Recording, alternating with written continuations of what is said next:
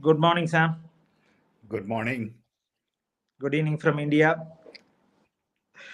Okay, without much ado, I'll hand over the mic to you, Sam. Let's get to the topic. Indian National Congress 2024, 138 not out. I want you to talk about the 138 years of history and what is in it the kitty for the future. Go ahead, Sam. Why don't you set up the context, Sam? Okay, first of all, I want to welcome everybody to this interaction. Today is a special topic because we just celebrated 138th foundation year of the Indian National Congress. The Indian National Congress was first convened in December of 1885. There has been some work going on earlier because the real process started, I believe, in 1850. Lots of people were concerned about what was going on in India vis-a-vis British Raj. People were suffocated because the freedom was affected. Indians were not citizens, but Indians were subjects. Then finally in 1917, Tilak and Annie Besant started to influence the party process and the structure. And then in 1920s, when Mahatma Gandhi came back from South Africa, he really provided a new sense of direction to Congress party with focus on non-violence and civil disobedience.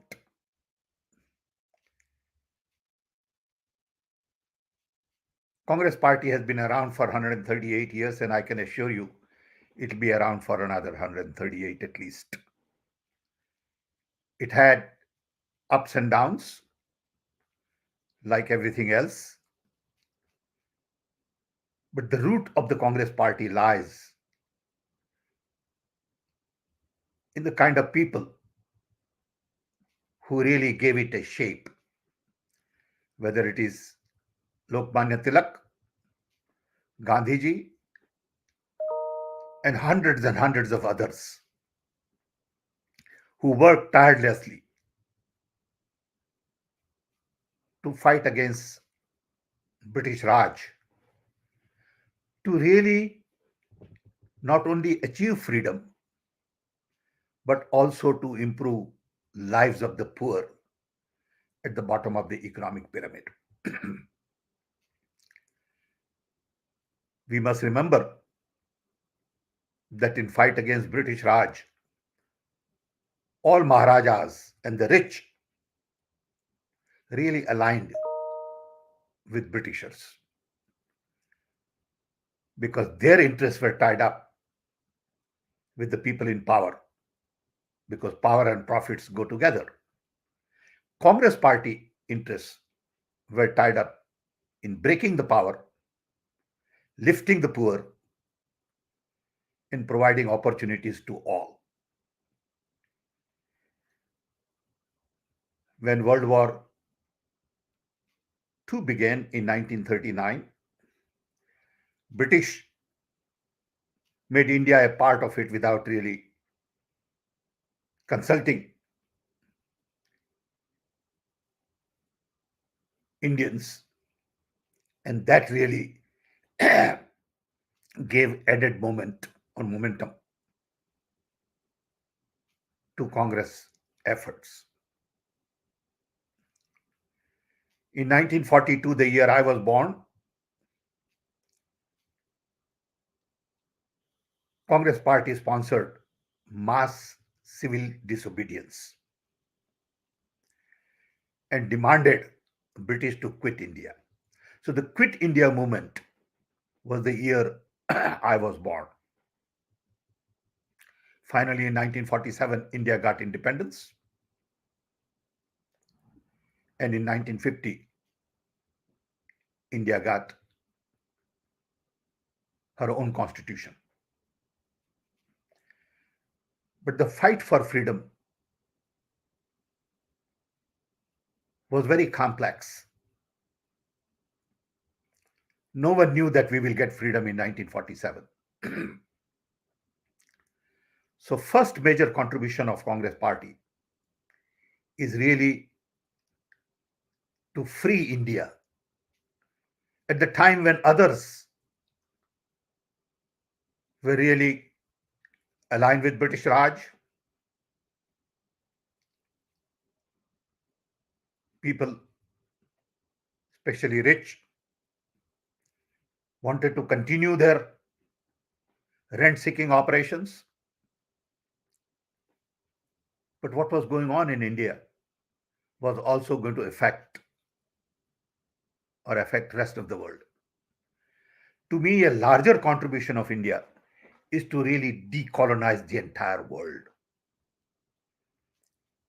Because India became independent, a domino effect started world over. In 20 years, less than 20 years after India's independence, the entire world got decolonized. To me, this is the largest, most important historical event that doesn't give enough credit to Congress Party. So Congress Party movement was not just in India. People focused on Gandhian ways of doing things, whether it was in ultimately South Africa, Martin Luther King, in US, or many others. British realized that sun was going to set because India had taken the lead. That really gave birth to a whole generation of leaders. Growing up as a child, Pandit Nehru, Sardar Patel, Subhash Chandra Bose, Maulana Azad, Sarojini Naidu, Rabindranath Tagore, and the list goes on and on. All these people made huge impression on us as young children. They were our role models. I'm going through this quick history just to put things in perspective. And then I also want to talk a little bit about what have we accomplished. But I think it's important to put this in perspective that a lot of people lost lives for our independence. Whether it is Bhagat Singh or large number of people who died in Amritsar, Jallianwala Bagh, where I've been there and I've seen it. And you then realize when you go there, the sacrifices of the people. These are our unsung heroes that we don't even remember in day-to-day life. We take all that for granted. So I believe in Congress Party because I understand the sacrifices of the large number of people who spend decades, some their own life, families, fortunes, in giving us the freedom that we enjoy today. I had the opportunity to see Pandit Nehru as a little boy in first year of college. I had taken a group of students along with two professors we had, one from physics and one from botany. We were about 35, 40 people who went on a train tour to see India in 1958. When we were in Delhi, we asked for an appointment and we got to see, along with lots of other people, Pandit Nehru at his house. It was quite a moment for a 15-year-old. I could see radiating energy because I had this image of a freedom fighter, of someone who had stayed in jail, wrote a book, and who was a prime minister of a country. Then later, when Pandit Nehru died, I was in the US at that time, and Lal Bahadur Shastri ji was made prime minister. I had never had a chance to meet him, but I know his family very well, know all his children. I worked with them, and we have a very personal relationship. I have a personal relationship with the Shastri family. And they are Gandhians to the core. Simple people. Then I met Indira Gandhi, and I had several interactions with her.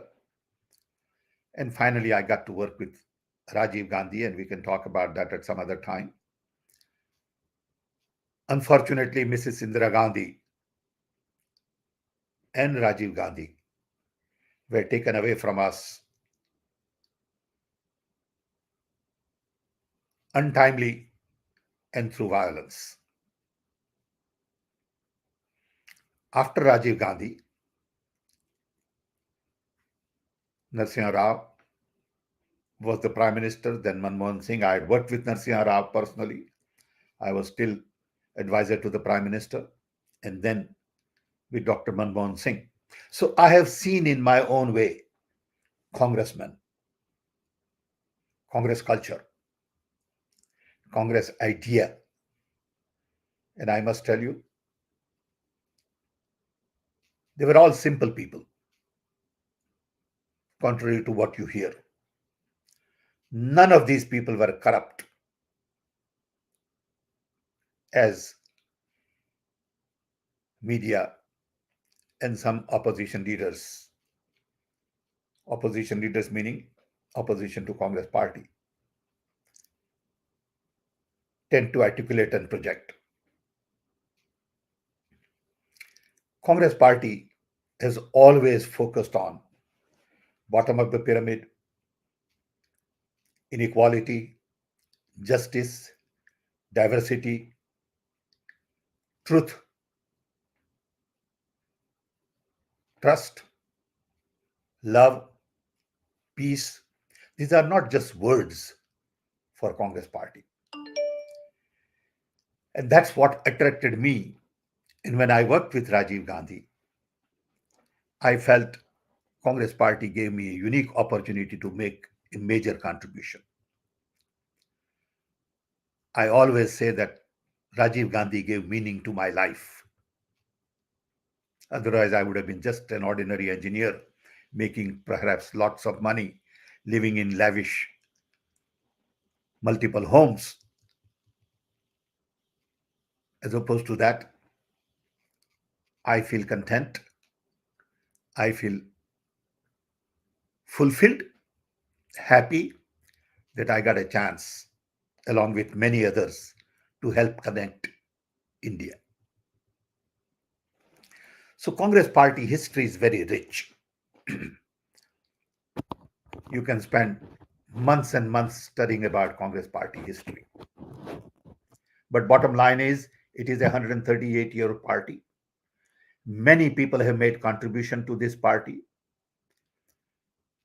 Party belongs to the people. Recently, Gandhi family has become a custodian of the idea of India. It is not a dynasty. It is not a family party. I can tell you decisions are made based on lots of conversation, and final decision comes out of consensus, contrary to what people think. It is not an authoritarian regime. I can speak, and sometimes people will say, oh, There are too many opinions in Congress party, but that's the beauty of Congress party. There are open fights. That's the beauty of Congress party. Okay? It is not what people think it is. What have we accomplished? This question comes up all the time. The most important thing is we were the party to independence movement, contrary to what other people say. Today we celebrate people who killed Mahatma Gandhi. I mean, what kind of a system is that? So we have a major difference in the idea of India, in what we believe in. I have seen a video where one of the female leaders of the BJP is holding a gun, and there is a statue of Mahatma Gandhi along with 8-10 people. They are shooting that statue, and sort of white color ketchup probably as a symbol of blood comes out, and they are all celebrating. I mean, what kind of a party is that? What kind of a system is that? And these are the people who say nothing got done in 70 years. At independence, we had very little. We had no money. We had very little talent. We had no business infrastructure because British had looted India essentially, killed our industries, demoralized our people, and taken a lot of wealth away from us. There are estimates of all kinds. Some people have done studies in England, and estimates are in 30-40 trillion dollar has been taken away from India.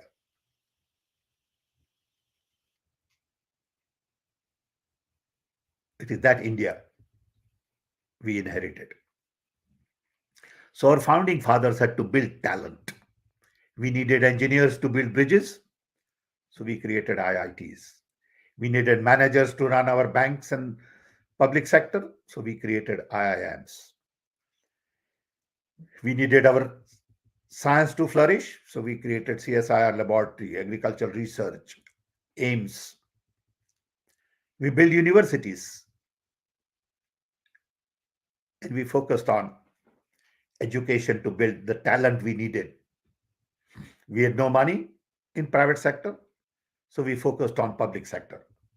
Bakra Mangal Dam, Bhilai Steel Plant, and the list goes on and on.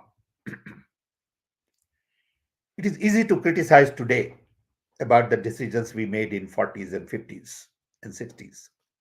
But you have to realize those decisions were made based on not today's conditions, but based on yesterday's conditions.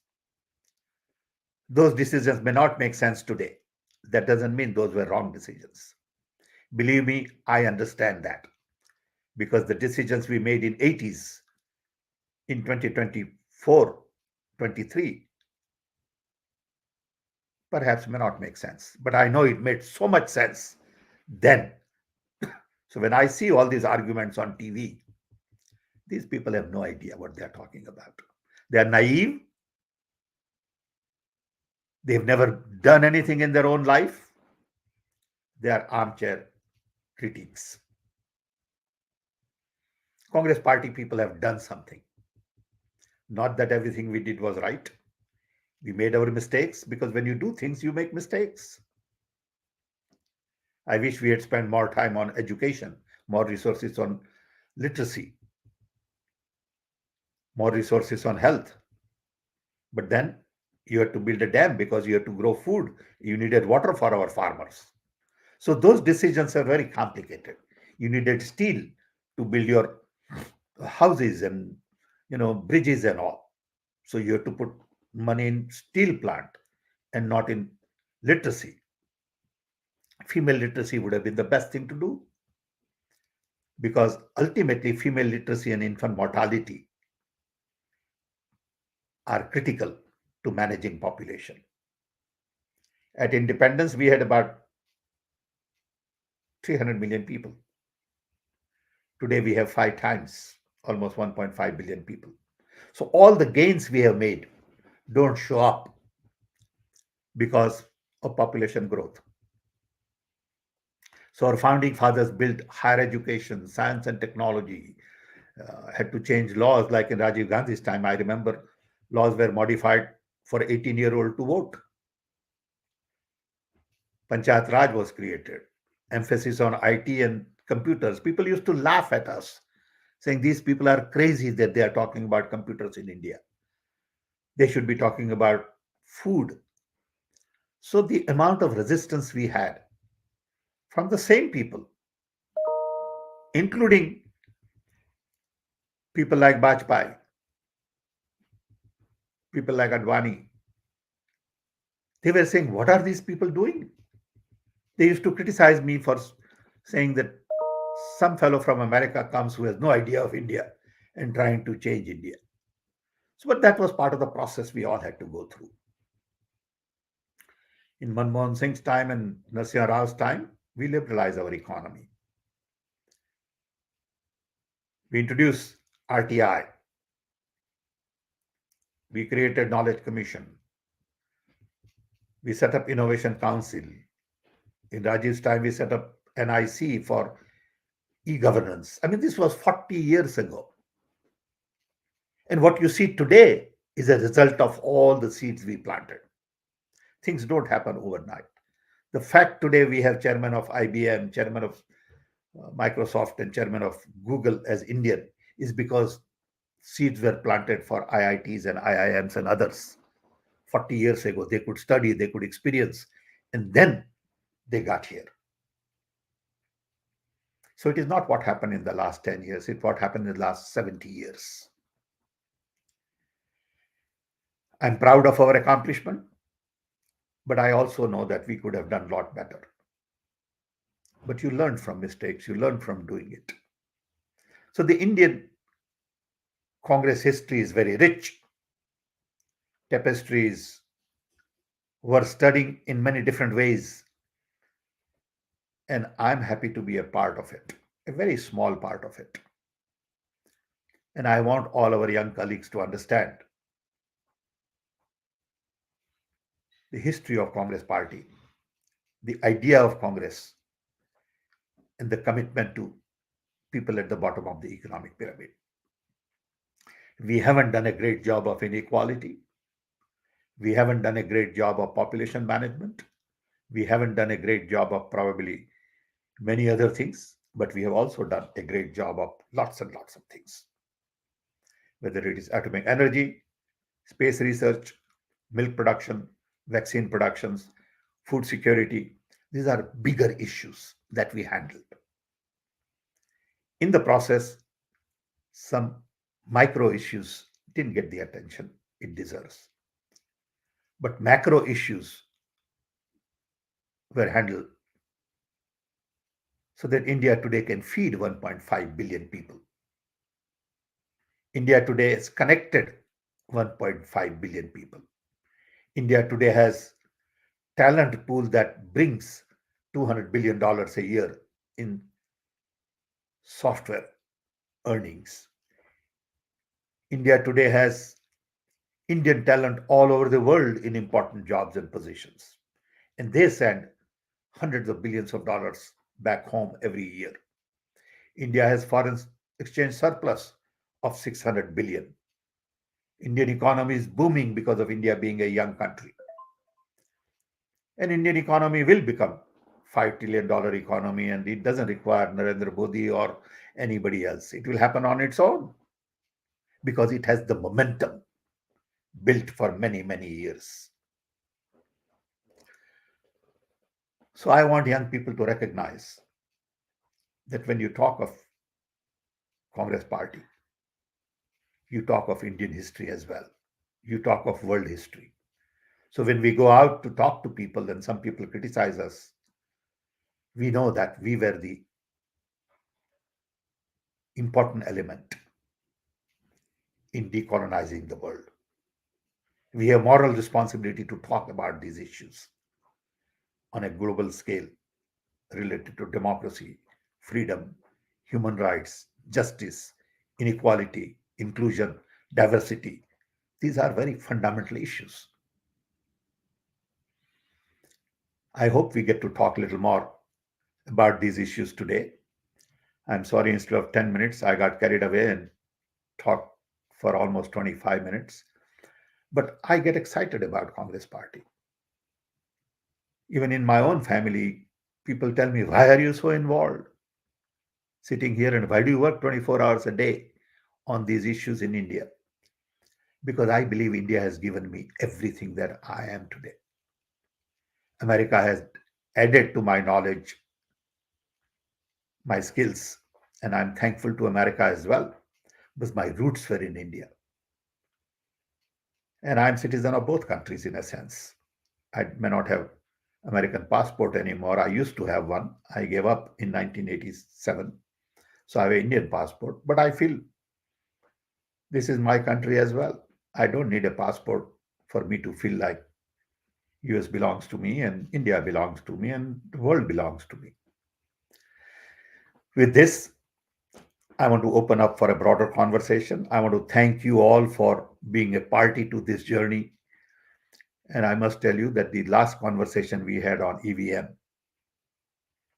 together has really helped in a broader conversation nationwide on EVM. EVM has become now a subject that people understand little better. So our job is to really take these ideas to public.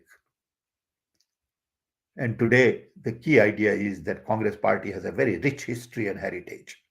Congress Party has been around for 138 years and will be around for 138 more at least.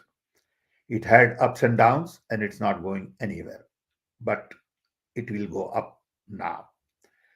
If you really want to understand the history and heritage, I would recommend two books for everyone. One is Discovery of India by Pandit Nehru. This book was written in prison, without Google, without library, and look at every paragraph, every thought, every chapter, and you'll be amazed at the depth of knowledge, understanding, vision.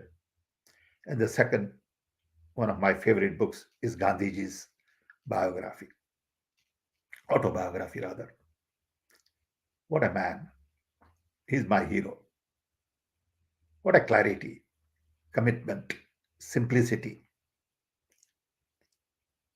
Once you read these two books, you realize what it means to be a congressman. I strongly recommend young people to read those two books. You don't need any other training. You understand these two books and you understand life, according to me. You understand what it is to be Indian. Thank you, and let's open up for conversation, Sean. Thank you, Sam. I think it was very good one. Thank you. I think it shows the passion what you have for the party and for India. So I think that's amazing, Sam.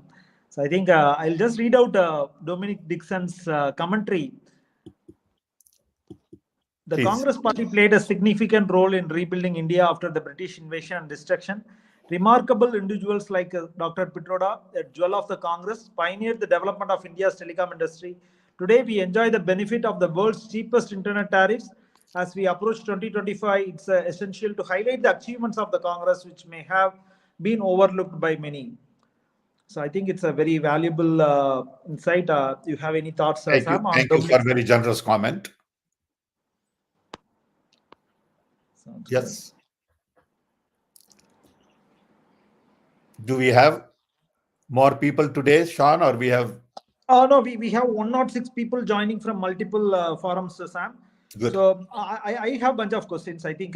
Please go ahead. Just, if you can put it on screen, sure. That's also fine. It's up to you. Sam. Sure, Sam. What are the three good things you think that we have accomplished in this 138 years, Sam, as a party?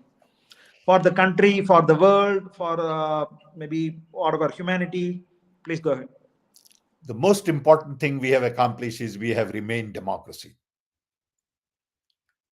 You know, I talk about this many times. When I was once in Moscow, you know, during Gorbachev's time, I used to go to Moscow quite often. because I used to work on science and technology issues between as an exhibition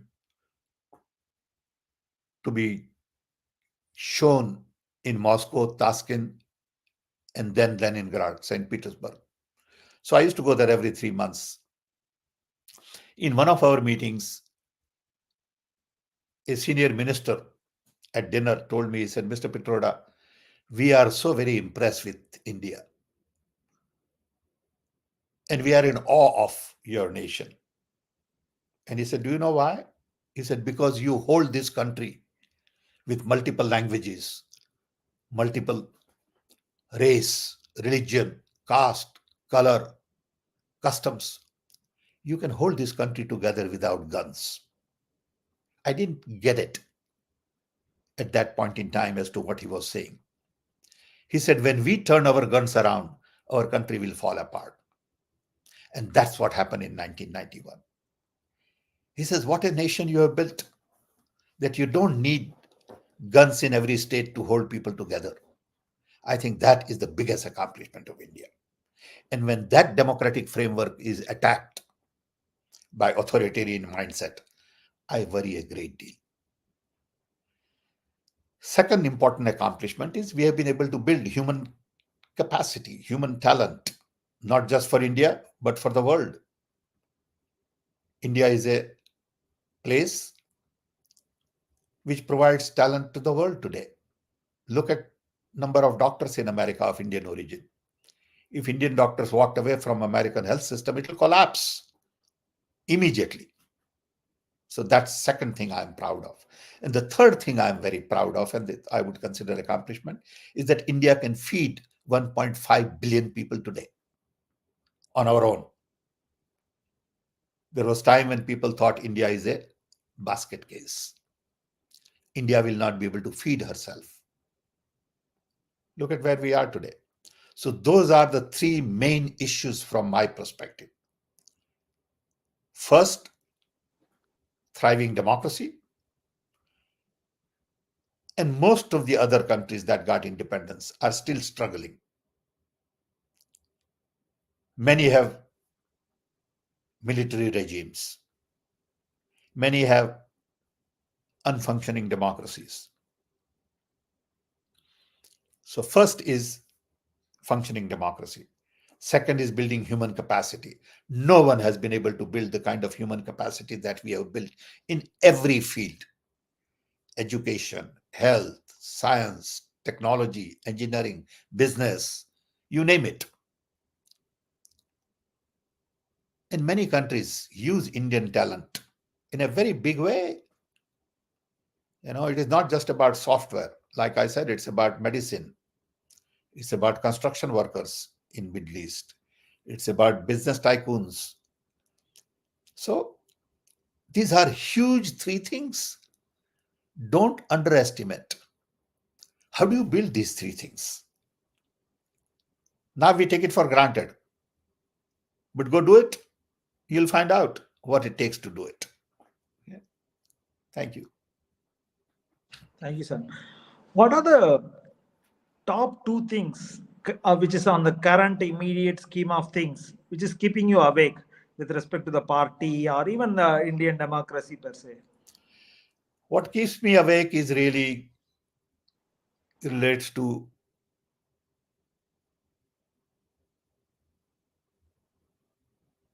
democracy.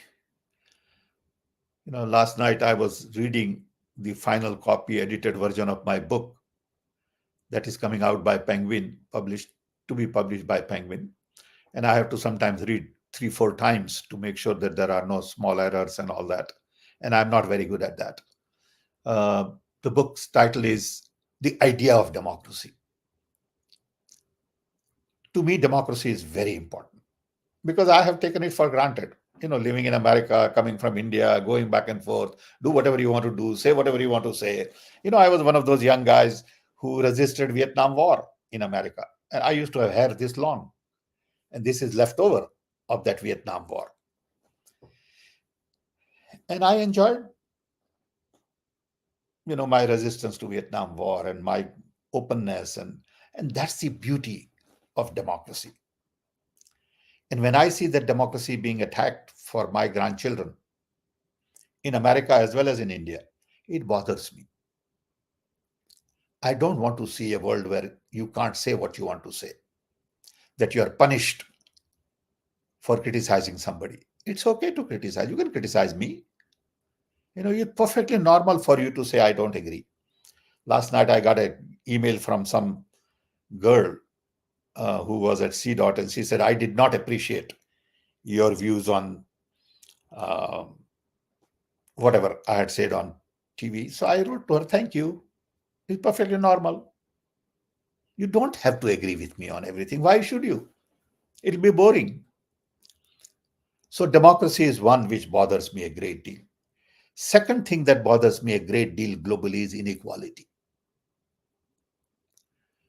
I want people to be treated with respect. I want my driver to be treated with great respect as much as my billionaire friend. No difference. Okay, when it comes to treating people. So it's not that if a rich guy comes to my home, I will offer him tea immediately, and the poor guy comes, I won't do that. No, I will not even look at the difference.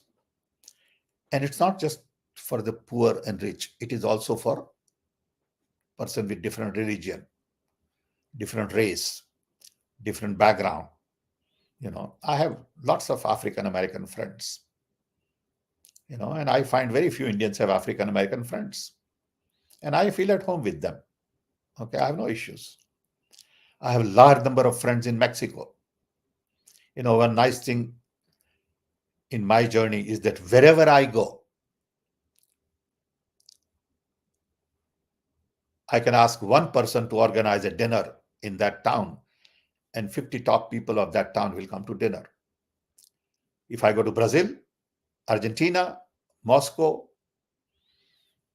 Singapore, Malaysia, Indonesia, all I have to do is call one friend and say, can you please organize a dinner this evening because I'm coming there, and 50, 60 people will come.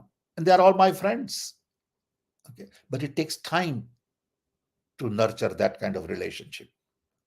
It needs sacrifice. On my list, I have 6,000 friends. Friends. These are not people, acquaintance. I know them. I know their children. I know their families, and I've met them and I've worked with them. I keep that process. Not for any benefit, but that's my life. That's the life is all about. So the second most important thing that keeps me awake is inequality, how we treat people with disrespect, anger, envy, jealousy. It doesn't exist in a Gandhian system. You have to train yourself. It's not very easy to do that. But it is possible. So I remember you telling about we should remove this word called naukar from our dictionary. how can you just call somebody naukar? How can you call somebody a servant? You have to call him bhai. Okay. Just help me on this. You're helping me on this. You're my colleague. Okay, you're not my naukar. I would never tell anybody to make, just, hey, go make tea for me. And I'm sitting here reading newspaper. No, I'll get up and do it myself. Okay. Even if there is someone to help me. Okay. That is Gandhian. Okay, to me. But people have different views on these things, and I respect that. I'm just telling you my view. Somebody else will say there are two other things that keeps him wide awake every day, which is perfectly normal. Do you think as a party, Congress should go back and trace our Gandhian values? Of course. That's what Congress party is all about. You don't have to trace. That is what Congress party is all about. But in the process, some Congress people have used party to accumulate personal wealth. Congressmen may be rich, but Congress is not rich. I can tell you that. Okay. Some congressmen may be rich. And that is a reflection not of the party, but of the nature of the people in India. Okay. It is not that is just in Congress party. Every party has that. BJP can't claim that they don't have rich politicians, that they haven't made money on side. Of course, everyone has. Who are you kidding? How do you run a machine like this that BJP runs without siphoning off money? Come on, give me a break. I can't be that stupid. Okay. Quickly jumping on to our Maya Menon's question. What is the vision of Congress 2024 and beyond? A roadmap for the future to shield our democracy and to protect the idea of India. And the second question she has is when and how will we address crucial services like education and healthcare? Our manifesto will reflect some of these things. But if I was to summarize for our young people here, what is the vision of the party? Because many times people say, oh, you don't have an articulated vision, you don't have a narrative. We have a narrative if you want to listen to it. But it gets clouded because of all the confusion, conflicts, chaos, and you don't get the right message. So let's say we come to power tomorrow. What is that we would do? Of course, party will decide that. But as Sam Petroda, I'll tell you my view, and I will articulate as much and as well as I can. First thing I would recommend we do is to uphold our constitution. Read it, reflect it, talk about it, discuss it, and tell people this is what we stand for. This is what we signed in for. Let's review it again and collectively decide that we believe in this document. Second, I would put democracy back on track. I would tell judiciary you are independent, don't take any input from political parties. I would tell income tax office, ED, I will tell all the other institutions that you are independent. You have a job to do. Central bank has a job to do, and they got to do it as well as they know how to do as a professionals. And if we disagree, that's okay. Then I would weed out all the bad apples that has been planted in the system. Things like vice chancellors of universities, things like heads of scientific labs if they are not appropriate. And that task is going to be a very difficult task. Because in the last 10 years, system has eroded. A lot of people have been planted in the system who have authority that they don't deserve. Yeah. Having done these two major things, then I would focus on employment. How do we generate large number of jobs? Where do we create those jobs? And sector by sector, get domain experts to advise us and listen to them. What domain expert in agriculture can tell me is a lot better than what I know about agriculture. Same with energy, same with housing. I believe a lot many more jobs can be created in housing. Construction is the biggest industry, and it doesn't require too much foreign input. It's local steel, dirt, cement,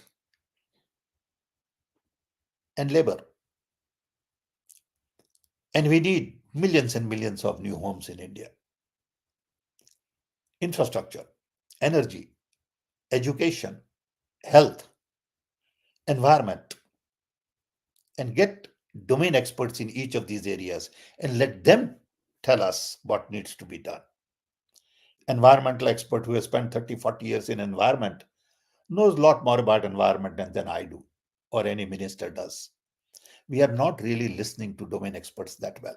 I would turn over things to domain experts and say, please tell us how to fix these things. Help us. Every minister should have domain experts as advisors officially. Respect them, learn from them, and don't run over them and advise them. Today, minister would advise domain expert, and domain expert, poor guy, would, bending his back and say, yes, sir, yes, sir. That is just not acceptable. So I think we are clear on what we would do. economy has to be fixed, inflation has to be controlled, okay, jobs have to be created, export has to increase, and governance has to be decentralized. The biggest thing I would recommend, which is very difficult to do in today's environment, is to decentralize everything to district level. Today it is all centralized to central level. Let every district run their show. There are 700 districts in India, each one with almost 2 million people roughly, because of 1.4 billion people, 700 district. And let each district be run as an independent country, almost entity. And they should worry about their education, they should worry about their water, they should worry about their jobs.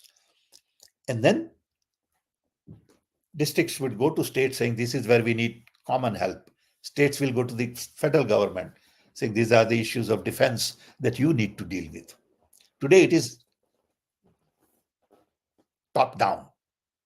We want bottom up. Sure thing, Sam. Pranay Kumar from LinkedIn is asking, do you think a liberal democratic politics is losing its grounds in India due to weak central leadership and poor institutional efforts? Please suggest measures. No, like I suggested, we need to build democracy back on track. We should put it back on track. We need independent institutions. We need less authoritarian mindset, because country is too big. So this idea of running like a police, doesn't work. Our beauty is our diversity. Our beauty is our chaos. I remember reading an article in Wall Street Journal maybe 30 years ago, 35 years ago, when the editor of Wall Street Journal had gone to China. I don't know whether he wrote it or somebody else wrote it. He said, when I went to China, this article said, that I realized that everything is calm, everything is working, everything is, according to discipline, but things are boiling underneath. And when I go to India, everything is boiling on the surface. Chaos, confusion, arguments, discussion, but everything is calm underneath. And I think that says it all. India may be boiling on the surface, but it is very calm underneath. Other countries look very calm at the top, but they are just boiling underneath. And that's the difference in India. Awesome, Sam. So Dilsad Ali from LinkedIn is asking, I have seen many people disparaging our leaders who have fought for us with their blood and sweat and gave us freedom and built strong democracy and national capabilities. By probing it, I find social media misleading them. How do we deal with this misinformation that is misleading a lot of us? I think social media has played an important role in misinformation, in amplifying lies. People lie through their teeth. I don't know why they do that. Okay. I mean, the funny thing is, recently for last week, you've seen some of my interviews on EVM and all that. So my wife sent me a little news by somebody.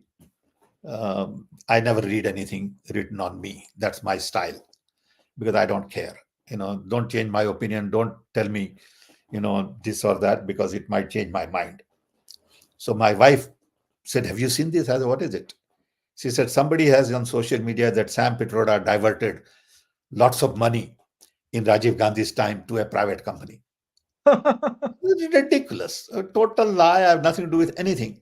But this will get amplified. Saying, oh, did you know that the people will discuss?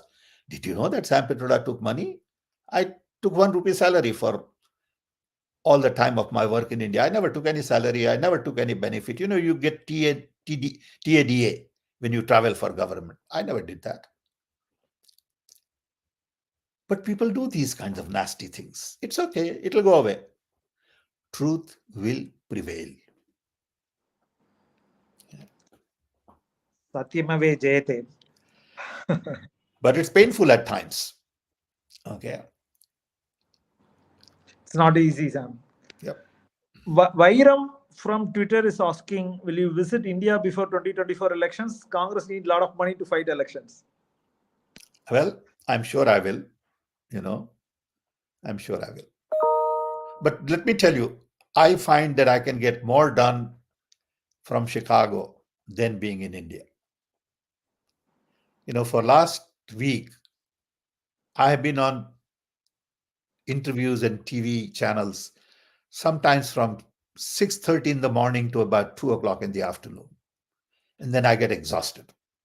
I think with the EVM topic, we have put the fire on Indian media as well as international media. Right. And thanks to media, they've given us the opportunity. I'm thankful to them. I appreciate all the help and support they have given. And thanks to you all, young people, who really trigger the thing.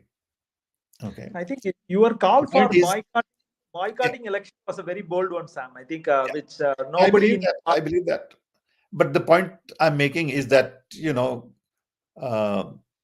I forgot the point I was making. What was it? We were discussing something. I totally forgot. The last week EVM Yeah, thing yeah, is.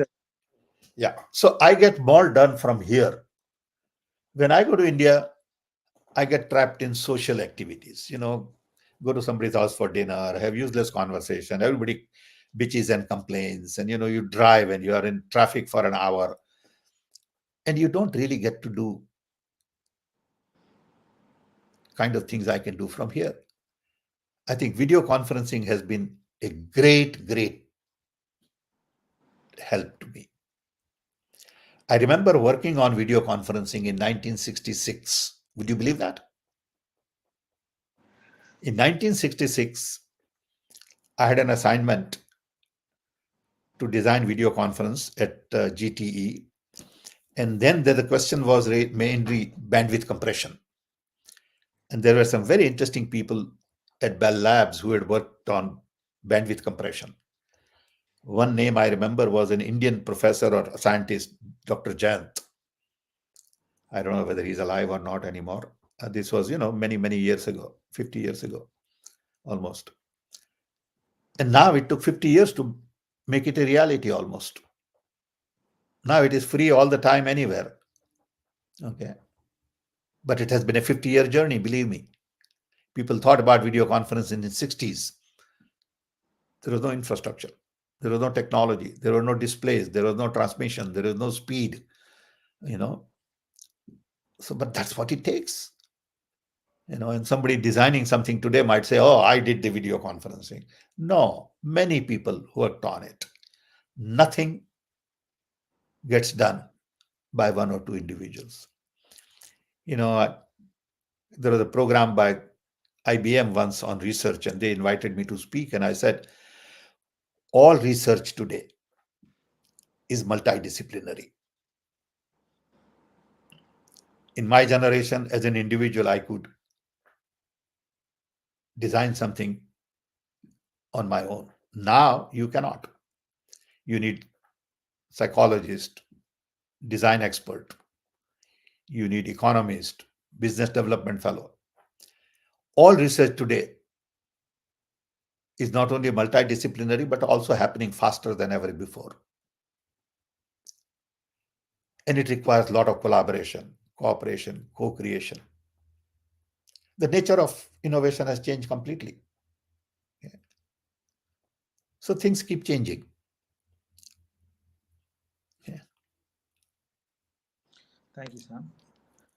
And Raunak Tavade from LinkedIn is asking about, dear Sam sir, I am a staunch congressman and I am a believer of Gandhian philosophy, but it really breaks my heart when I go out on social media and see that the youth from my generation is lacking the knowledge of our real history.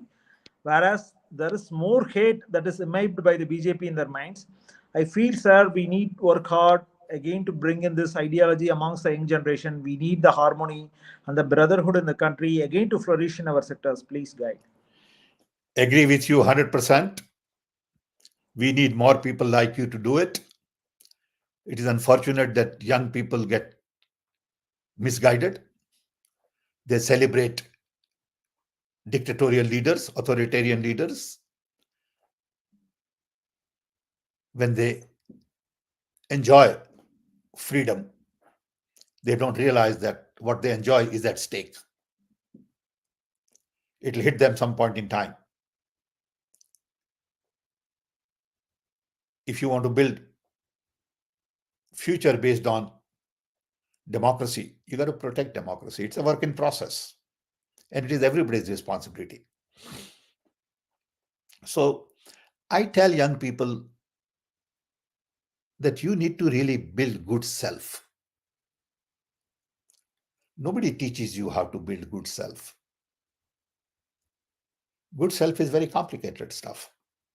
Self that is respectful of others, self that is ethical, disciplined, analytical, creative, self that is not very fragile. Business schools don't teach you how to build good self. It comes from observing people, from family background. You got to be comfortable with yourself. If you're not comfortable with yourself, you cannot be comfortable with somebody else. See, in order for me to respect you, I must respect myself. If I do not respect myself, I'll find faults in you. Okay? It's easy to find faults in people. But can you really see good in people? Work around it and ignore faults? Because you're not going to change them overnight. And a lot of these things come from experience. Sure, sir. Bhavani Singh is asking an interesting question. When will INC start treating workers with respect? Why do INC leaders cut people who are dedicated to party instead of leaders? This may be a very common complaint what we get to hear. I agree with that. I agree with him, and I'm concerned about that because these leaders are insecure. That's all there is to it. They are insecure. Okay. If they will build their self-esteem, like I said earlier, they won't treat people with disrespect.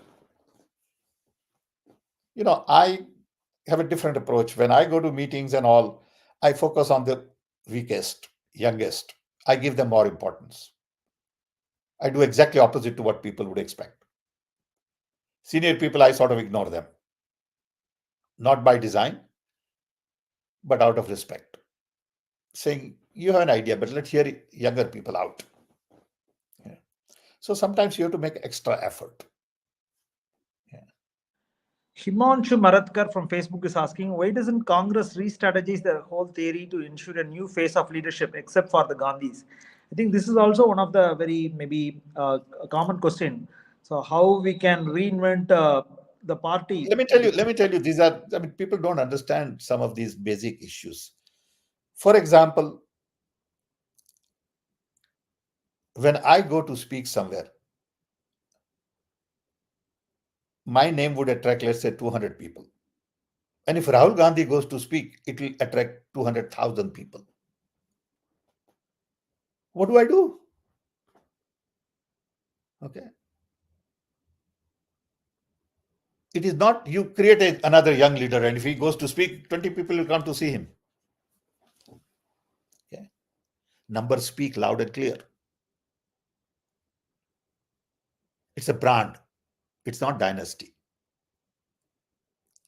In a marketing sense, it is a brand that you have created. And now you are telling me that get rid of that brand and get some other brand and build it. It may take 50 years to build that other brand. Okay. Take logo of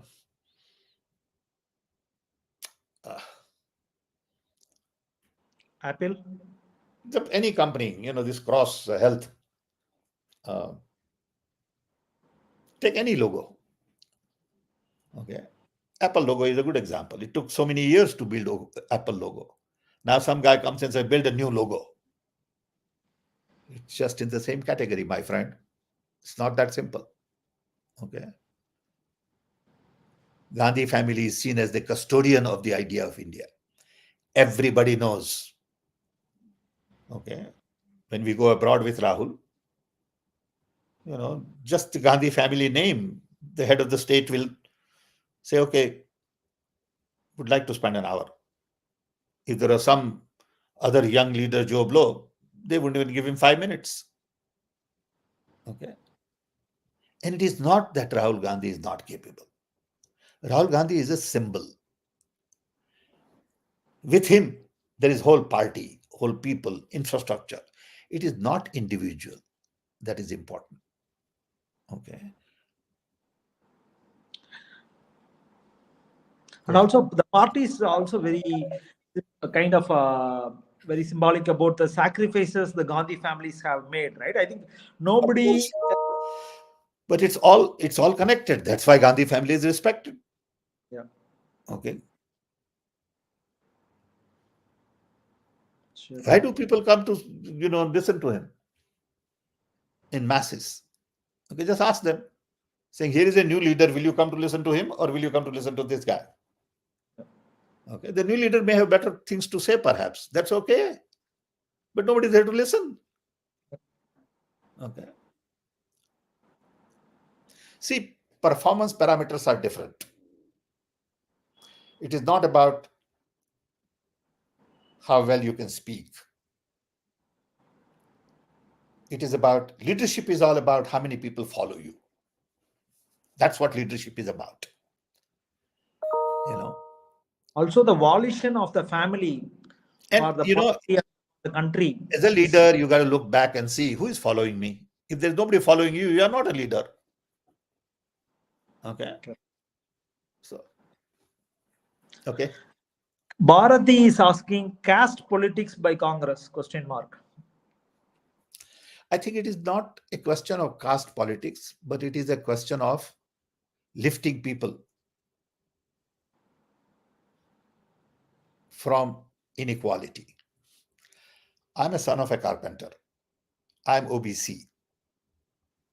Has anyone ever said that the telecom revolution was started by OBC? When Rahul Gandhi once in UP said that Sam Pitroda is a son of a carpenter, lots of people criticized him. Even in my own family, people said, how dare he could do this? I said, it's okay. It's perfectly all right. I am son of a carpenter. What's the problem? I'm proud to be. Okay. But how many people from OBC and Dalits get the opportunities I got and take advantage of it? Okay. What is India's contribution in my life? Beside the roots and family and parents and gene and all, is that I could get a master's in physics for less than $10. How could I do that anywhere else? And I'm a product of my education. Education redefined me.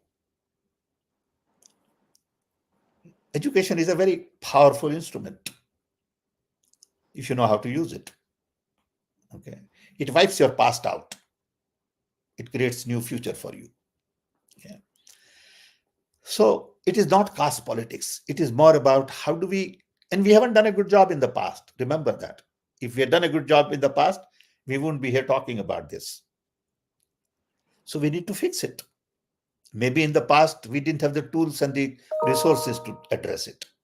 Now there are enough people from Dalits and OBC who need to be promoted, who need to be recognized, who need to be, I don't know whether I gave this example to you, but let me tell you, maybe I did once. And if I did, pardon me for repeating it. 6 months ago, I had a professor who was visiting from India, from Philadelphia, called me and he said, sir, I want to come and see you. I said, look, there's no need for you to travel all the way.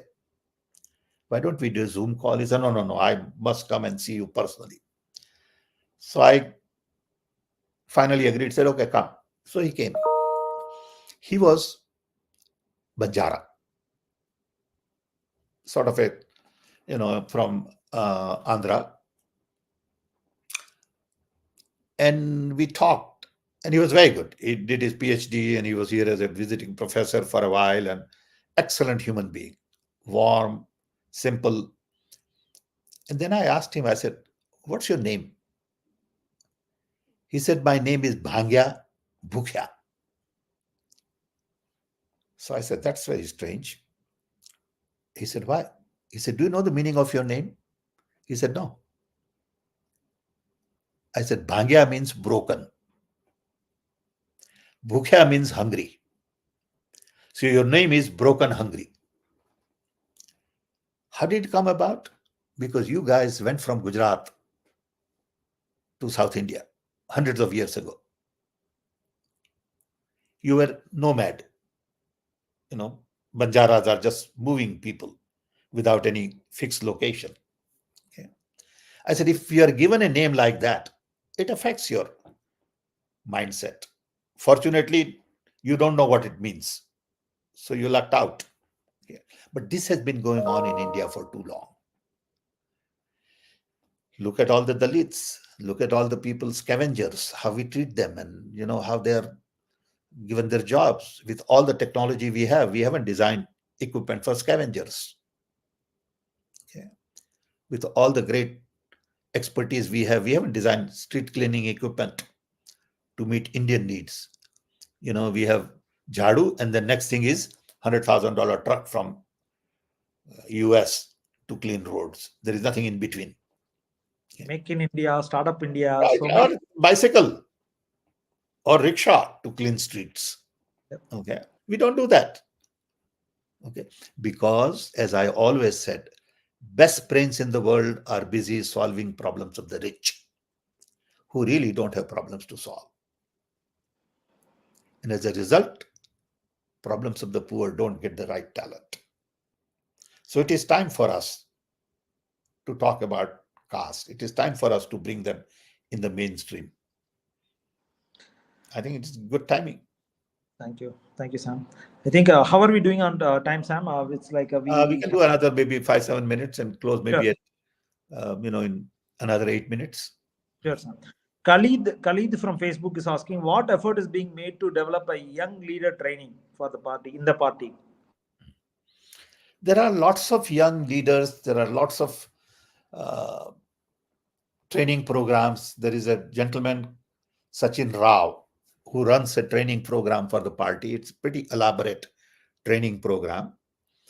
But to me, the real training lies in reading these two books.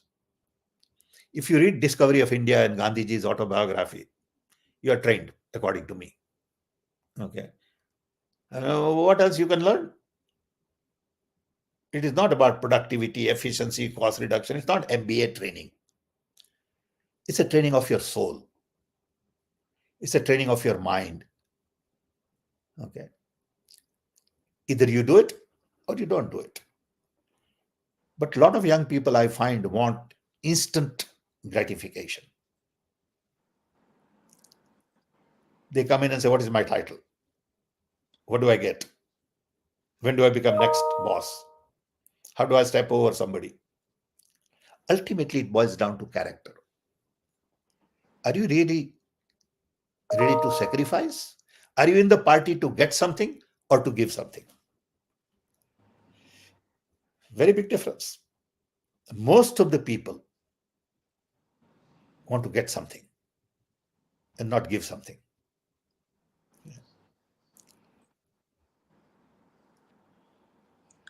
Dhirubhai Ambani and I had this conversation once, and we were talking. He was really good. I admired him. I liked him as a person. We were friends, family friends. And he would say, Satyan Bhai, he said, one of the problems is those who want to give don't have anything to give. And those who have something to give want to take more. Think about this. Okay. Those who should be giving want to take more from the system. Give me more license, give me more tax break, give me more opportunities. And the guy who comes and says, I want to give, what do you want to give? Well, I don't have a job, but I want to give. Get a job first, then give. So there is a disconnect here. Yeah. Sure, sir. Manav is asking, without coming on ground and fight EVMs, I think which are not going to be banned by Rahul Gandhi or Congress party is not coming after losing elections. Congress senior leaders will say EVMs gohlata ho gaya. So I think the message what Manav I think may be trying to say is, why are we not fighting EVMs on the ground? Maybe. I think we are fighting on the ground. There is a big, people have to join in. This can't be a party issue. This has to be a citizen issue because it is all about citizens' vote. Don't forget, ultimately, my vote is not counted as casted. If you can assure me that my vote would be counted as casted, I'm okay. So the fight is citizens, not parties. Okay. So I believe a lot of citizens are now waking up. I saw that there is a big march on January 6th planned by a bunch of lawyers. I saw some video and they were very good. These lawyers were very good. They were committed. They want to do something. So people will rise. What are the top 5 future priorities for the Congress? I already went through it. Okay, I can go through it again. Maybe one word answers. Try one more time. It may be a little different this time, but that's okay. First, put democracy back on track. Second, create more jobs. Third, fix economy, inflation, budget, all that.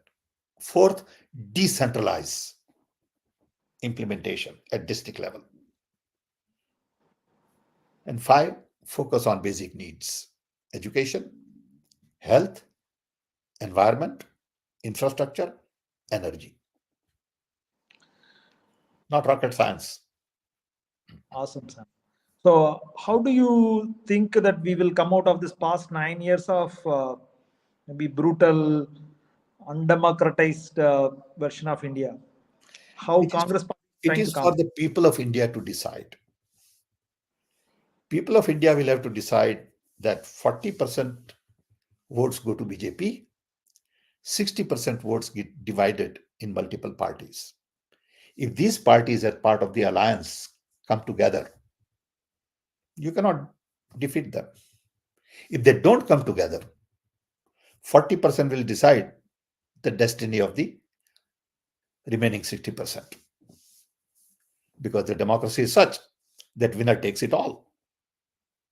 Okay, 40%